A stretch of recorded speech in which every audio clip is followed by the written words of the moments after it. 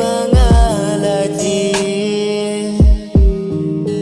Tang happy marway nga siyem Jing tren haka perte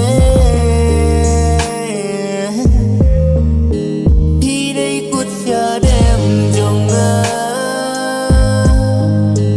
Di mapi kas dem jonga Di mapi shisha bawan pau Haji teng senya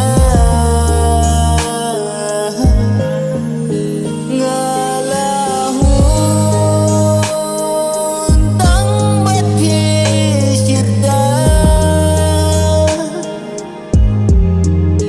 Banyai dolang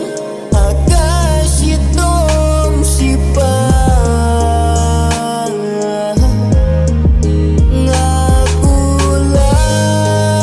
Ngakular banyai ne syirta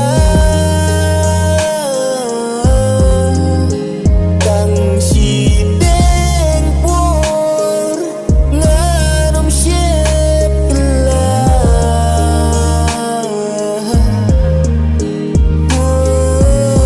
Naniap na kapur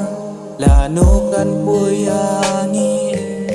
Nganom syet kelah Kumbusyat ugaw yakasi Mensim jong ngasisya Kakwabat pikirta Abab ni sosi Ya pingan pintre